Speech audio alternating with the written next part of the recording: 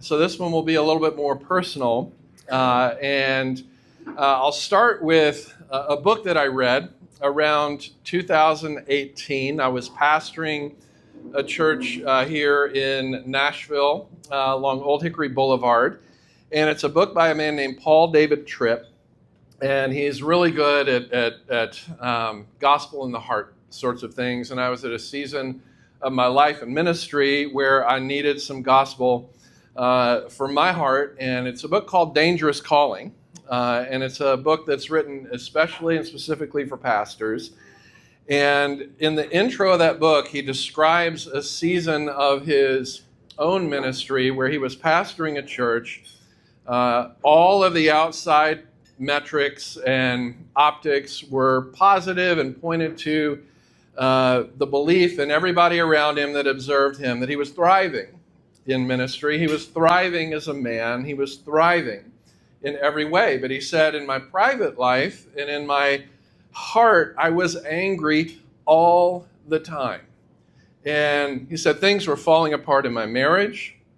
And he relayed a conversation that he had with his wife that became a turning point for them and for their marriage. It was sort of the moment where things turned for the good because they had gotten so bad. And he and his wife were in an argument on a Sunday afternoon. And finally he says, "You don't even realize that 95% of the women in our church would love to be married to a man like me." And don't try that with your wife when you're in an argument. Her response was, "Well, I guess that puts me in the 5%. And so I'm reading this and I'm thinking, has Paul Tripp been reading my mail? Two things in common.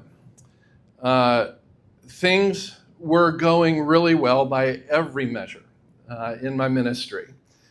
And I was also more driven, distracted, anxious, and depressed than I'd ever been in my life, all at the same time. And I'll run you through those two realities here really quick. And I'm a little bit embarrassed by the first part because it may sound a little bit like bragging, and it's not. I'm just going to lay out there some of the things that God was doing that were remarkable and unprecedented in my life and could have only happened in and around me because of God and not because of me.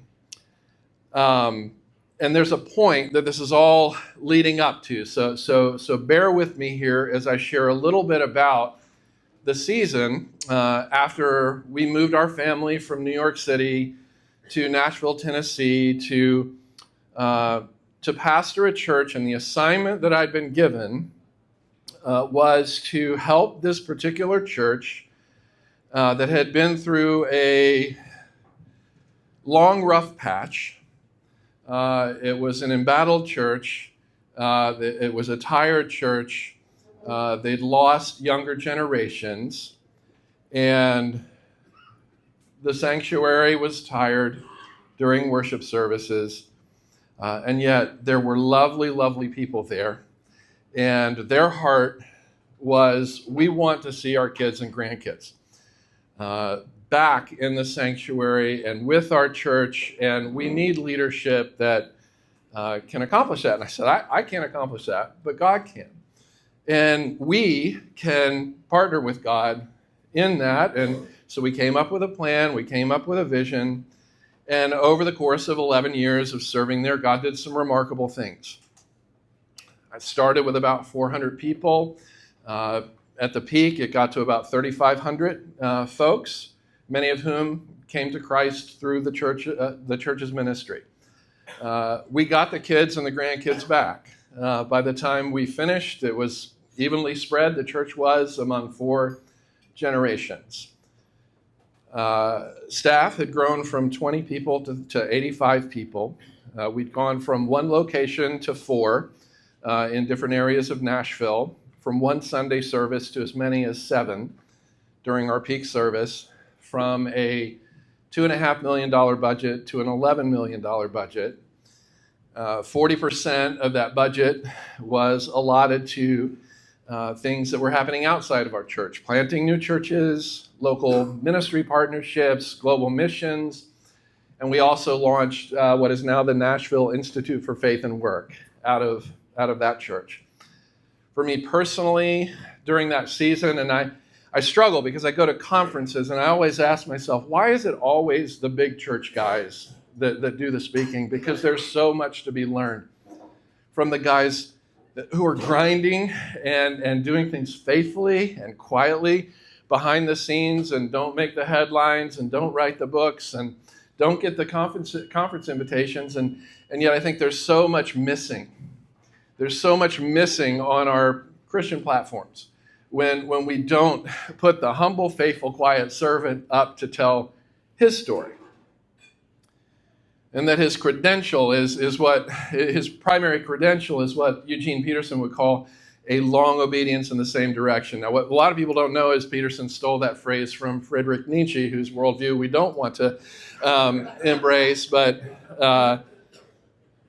Eugene Peterson redeemed that phrase.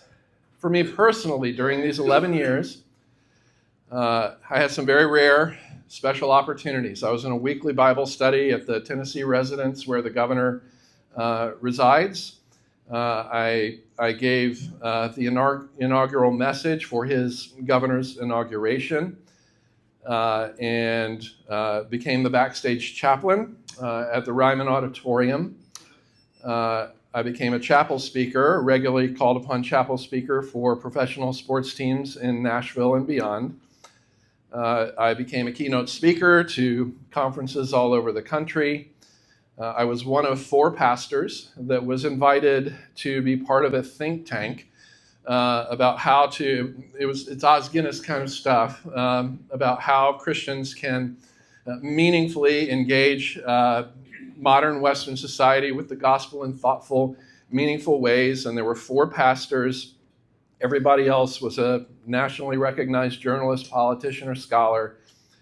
I had 6 best-selling books when it was all said and done. Wrote those 6 books in 5 years while pastoring a megachurch. You starting to see a thread here? Workaholism, work addiction, ambition, never enough, etc. And then was compensated very generously, which I was very grateful. I say none of this to impress you. I say a lot of this to my shame that for a long stretch, because I was working out some father wounds for a lot of years, working 78 to 80 hours a week, getting on airplanes when I should have been at home, looking at my phone and my computer, making more eye contact with my phone and my computer than with my children and my wife. It was not good. Thriving on the outside, dying on the inside. That became a season for me. But what I'm really thankful for is that God has a way of protecting the people around a work addict like myself and bringing fruit to the situation anyway. And there's so much fruit to look back on personally and professionally from that season that God and God alone gets the credit and the glory for. Despite my unhealthy drive, despite my unsustainable pace. And so here's that second thing. I was more driven, distracted, anxious, and depressed than I'd ever been in my life, preaching messages that brought hope and new life and flourishing to other people's lives and to other people's homes and marriages and parenting and hope in depressed and anxious situations, etc. It's so ironic, and I don't think I have ever been a Judas. I don't think I'm reprobate. I don't think I'm a son of perdition like Judas, but there are parallels. Judas was alongside all the other disciples preaching the gospel. People were being converted through his ministry, and he wasn't converted himself. And there were certain things. I'd been converted to Christ. No question about that. But I had not been converted to the grace that I preached. to the degree that every Christian has the opportunity to be converted to the grace that we are under. That on your very worst day, God loves you as much as he does on your very best day, because his love is conditioned on what Christ has done, not on what you do and not on what I do. Now, unlike the trips, Patty and I weren't at each other's throats to the degree that I would say something like, well, you know that 95% of the women in our church, look at me, 95% of the women in any church are not going to want to be married to me, just based on looks alone.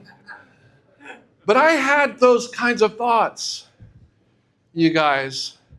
When we would get at it, I would want to pull out some card about how some stranger and how some person in Arkansas, tweeted something about how much they admire me, who I've never met, and they've never seen anything from me except books I've written and sermons I've preached and my highlight reel on social media, which is basically my fake life, because it's an incomplete expression of the whole person. But the people I lived with knew about the anxious presence that I had the ability to bring into my own home. I was always there. I was always there. I was there at meals. I was there at bedtime. I was there for games. I was there for plays. If I was in town, I was there. And I tried to orient the schedule around being there for the things that dads were supposed to be at. Tuck my girls in every night. I remember I had a blessing I'd pronounce over them. I put my hand on their head. God made you beautiful and special. Don't you ever forget, and he loves you so much, and so does your dad. Don't you ever forget that. Every single night I would pronounce that blessing, and then I would check the box in my heart because I didn't do anything else. I wasn't consistent in really engaging and giving them the gift of time, giving them the gift of presence and unhurried boredom, which kids need from mom and dad in their formative years especially. But again, my eye contact was reserved primarily for the phone and the computer and the next invitation to this or to that. And eventually I hit a wall. I developed chronic insomnia, could hardly sleep. My cortisol levels were through the roof. And it landed me in a 28-day recovery center in Bowling Green, Kentucky, called the Bridge to Recovery, where I met a lot of people like me. They were all in there for addiction, and none of us were addicted to substances. None of us were addicted to drugs or alcohol in our program. We were addicted to ambition. We were addicted to the chase. We were addicted to adrenaline. And that's where I got my life back.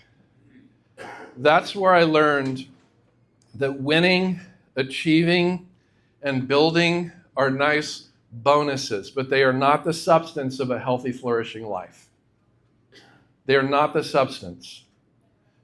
I learned what it meant, finally, to be a human being instead of what my older mentor, Chip Dodd, calls a human doing.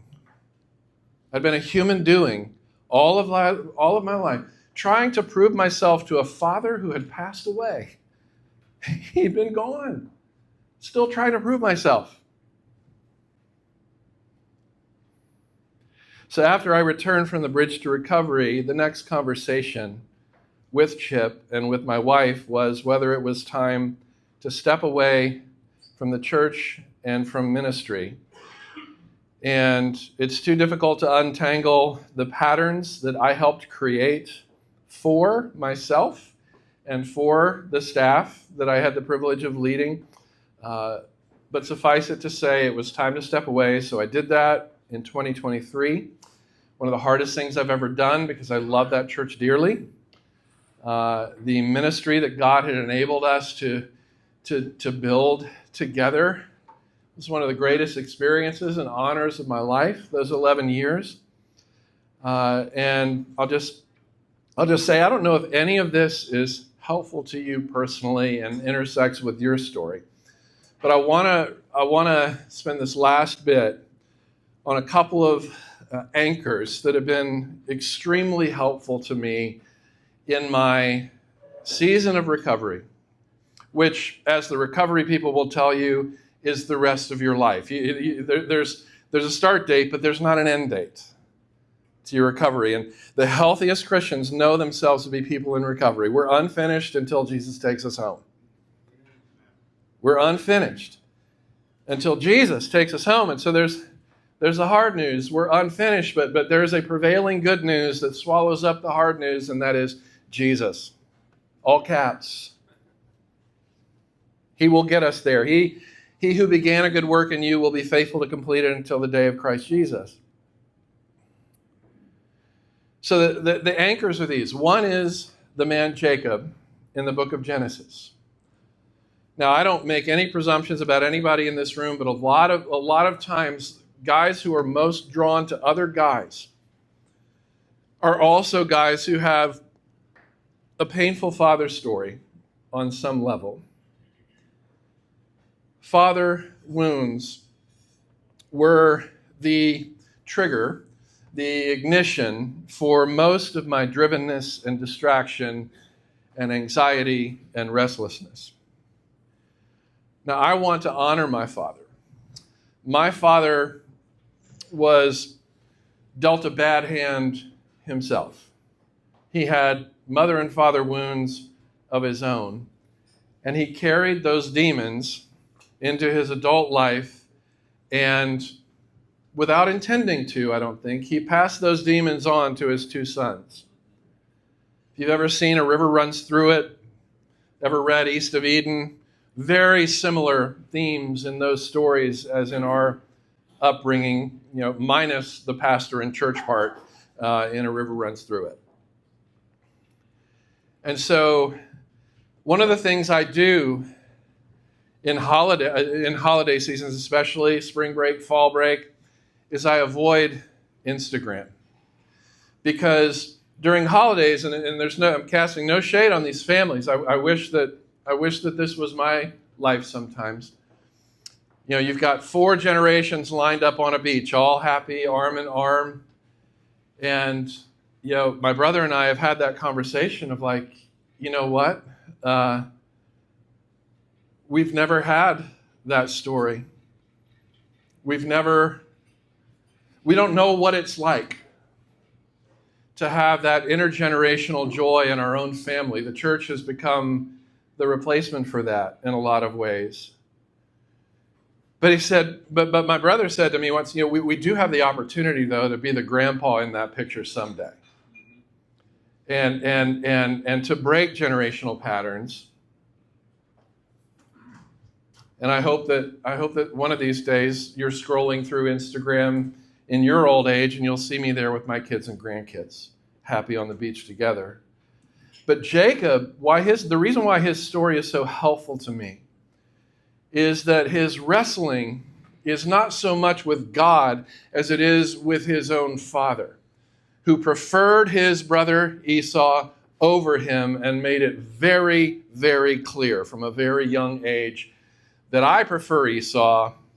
Jacob, you can just go hang out with your mom. You can go do some girl things with your mom. Me and Esau are going to go out and hunt some meat. Imagine growing up with a father who gave you the name Jacob. Do you know what Jacob means? Deceiver. He lived up to the name that his own father gave him. And it eventually caught up to him. And he finds himself alone in the wilderness, wrestling on the ground with the angel of God.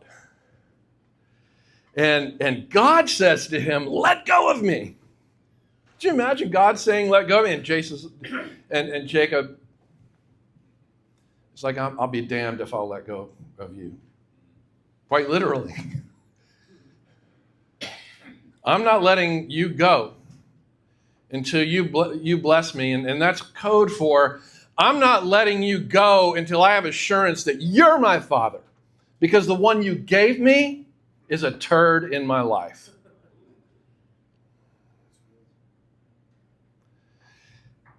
And the Lord says to him, from this point forward, I'm naming you Israel.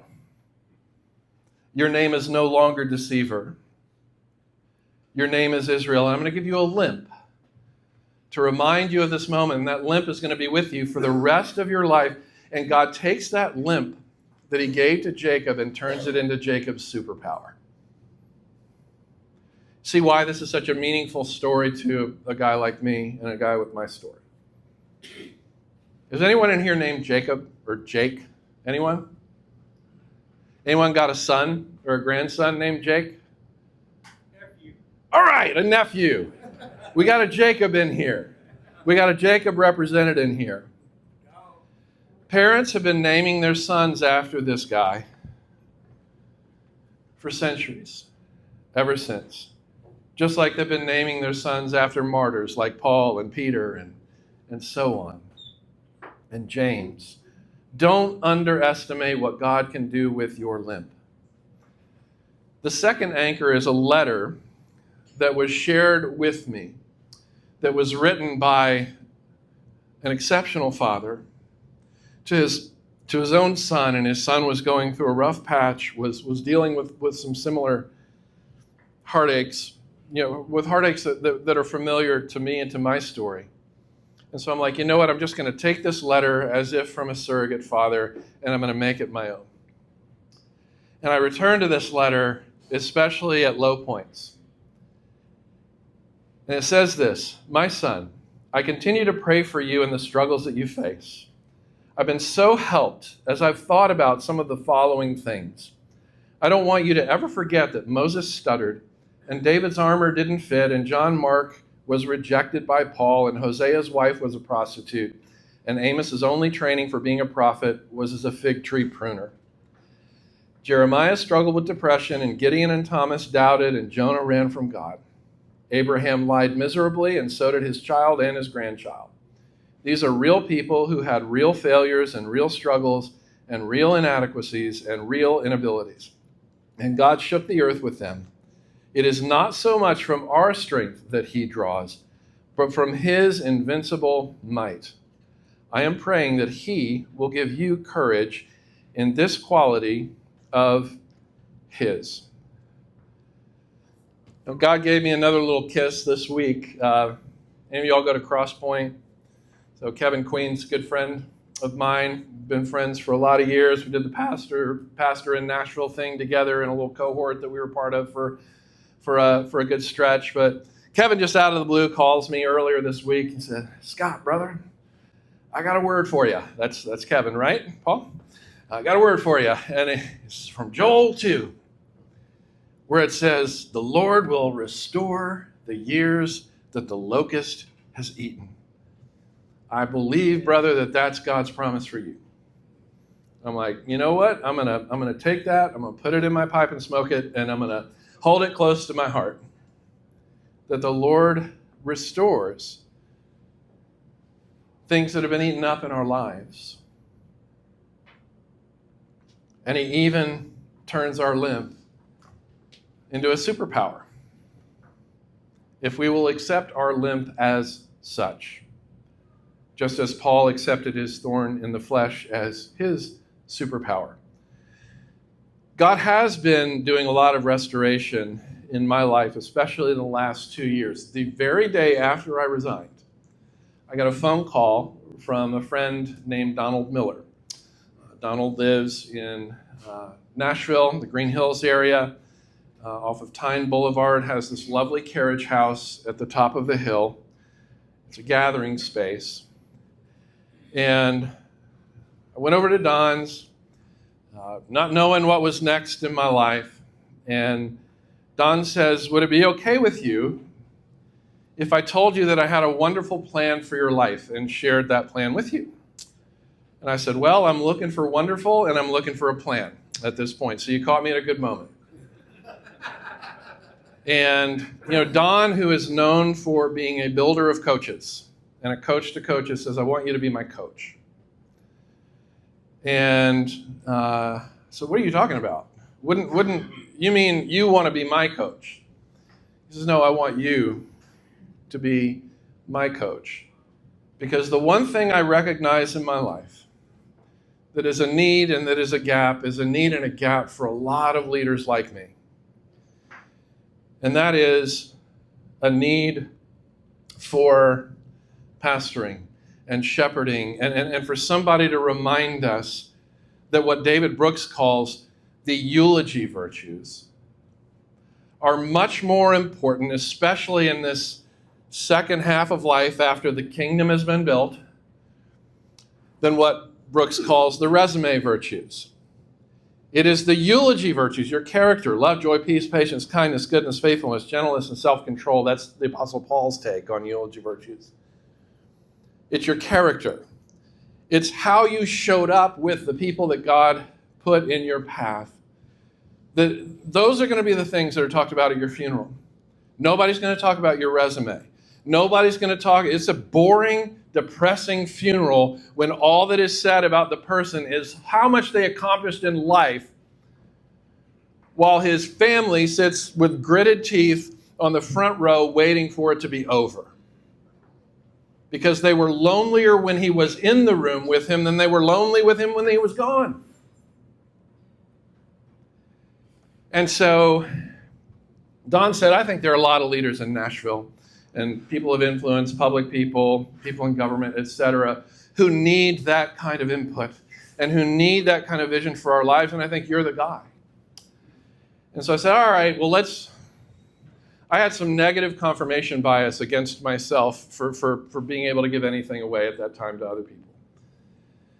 And yet, in hindsight, this became the center point of my healing. And the center point of God's restoration of whatever the locust had eaten in my life. And so I said, okay, let's pull together a handful of people. And so 5 guys came over, plus Don, so that was 6. We shared the idea, and they're all like, well, I'm in. And so I thought, okay, I'm going to be working with 6 great guys for the next year as I figure things out, and then maybe by that time I'll be ready to start, put my name out there for other church jobs, etc. And 6 guys swiftly became 12, 12 became 24, 24 became 36. We had our 1-year cohort, which now is our first-year cohort because we're in our second year now with another 30-ish guys. This year, all high-capacity leaders in the Nashville and Franklin area and Middle Tennessee. And we get in depth, we go deep on the eulogy virtues. What will it take for us? Here's our whole theme. People say, it's called the Sycamore Community. If you're interested in anything like this, just Google Sauls, Sycamore. It'll be the first thing that comes up. But the motto that we have come up with is, we as a Sycamore Community exist to help you have a great funeral someday. You get it, though? Sounds funny. My wife doesn't like the sound of it, but you get it, right? What is a great funeral? It's not what all your colleagues are saying about how great a job you did and how much money you made and how successful you are and how polished your resume was. Again, that's a boring funeral. The great funerals are the ones where wife and children and brothers and sisters and friends and those you showed up for in ways that you never told anyone about, those are the people that are going to be given your eulogy if you have a great funeral. And those stories about how you showed up with love, joy, peace, patience, kindness, goodness, faithfulness, gentleness, and self-control. Oh, by the way, he did a great job at this or that or the other, but man, this is how I knew my dad. This is how I knew my husband. This is why I miss him. This is why I can't wait to see him again. So I'll land the plane here. The book writing continues. I've got another one releasing this June. So God has restored that. I have the privilege of speaking at churches all around the country and working with their leadership teams around the themes of healthy leadership and building teams and cultures around the eulogy virtues. So I have the privilege of getting to do that. Next stop this weekend, Tulsa, Oklahoma. My wife and I celebrate our 30th anniversary this year. I would say, and I think she would also say, that we are more aligned with each other and in our marriage and in our dreams for the rest of our lives than we've ever been before. Our two daughters, are both in full-time ministry, both married to faithful Christian men who love them and honor them and who we love but also respect. There's no greater gift than to be able to respect your 23-year-old son-in-law as much as a peer, as a son-in-law.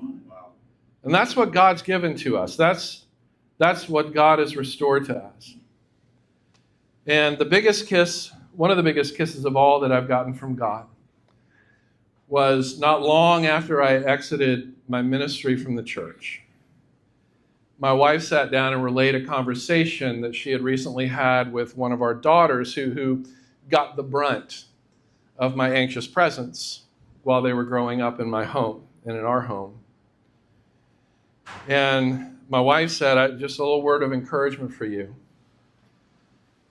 She told me today that 95% of her worldview comes from you. And of course, my next thought was, well, what about the other 5%?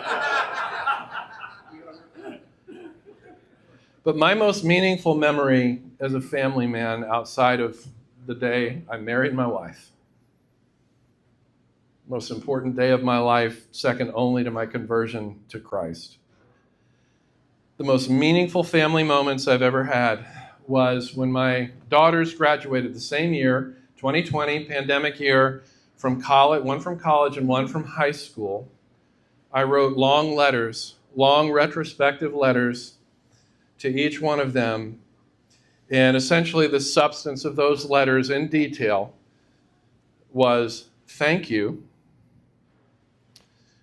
Long list of reasons why I'm saying thank you for the privilege of getting to be your dad. And I'm sorry.